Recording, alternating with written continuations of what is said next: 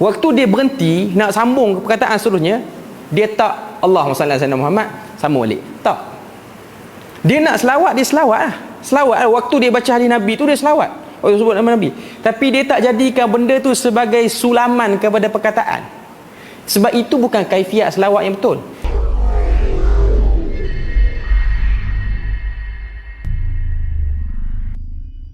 Sekarang ni Imam Syafi'i kata, satu orang yang menambah bacaan selawat ketika mana nak sembelih binatang.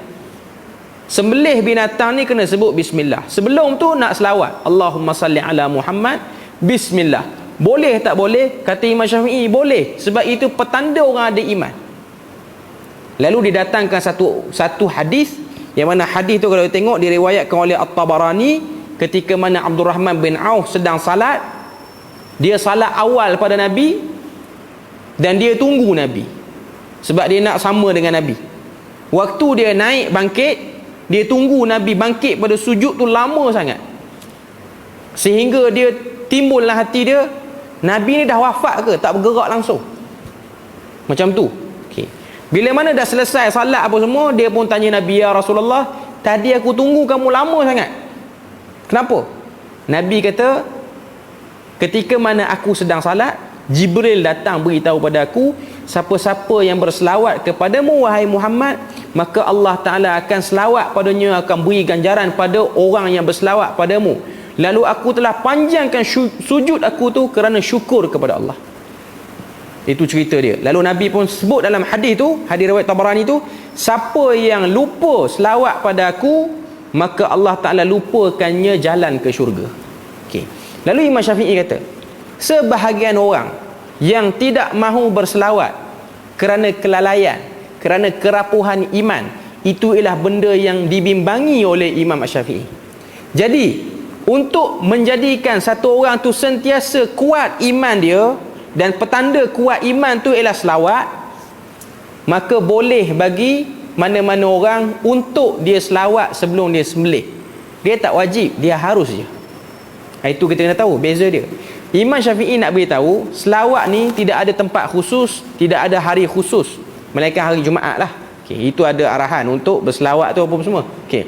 Cuma nak katanya, kalau satu orang dia nak selawat selalu, benda tu boleh. Tapi selawat by normal lah, selawat dengan cara yang sebaiknya. Macam orang duk sebut kan, tengah-tengah bercakap selawat, yang tu ada sikit perbahasan lah, saya tak nak sebut nanti jadi panas pula. Okay.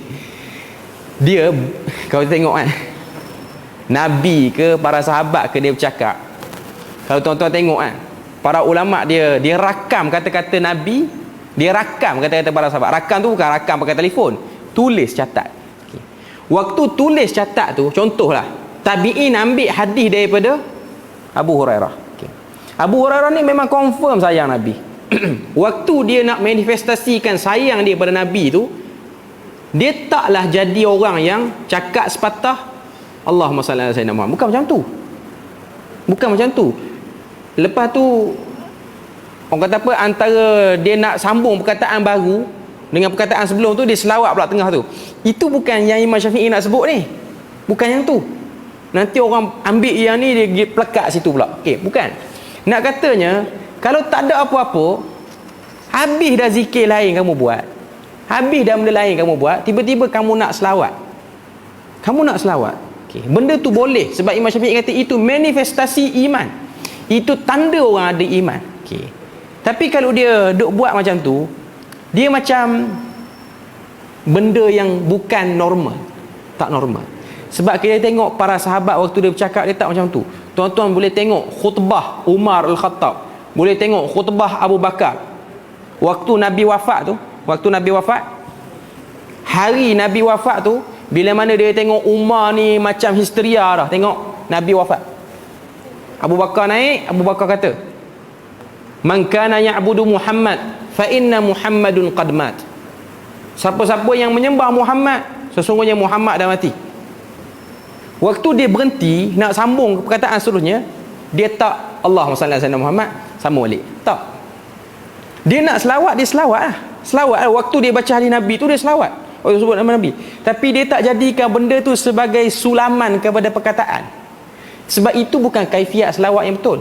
Tak dinafikan, selawat itu memang dianjurkan dan ada kelebihan, dan para ulama sebut tentang benda tu. Tapi dia bukan dibuat dengan cara ikut kepala kita sendiri. Bukan macam tu.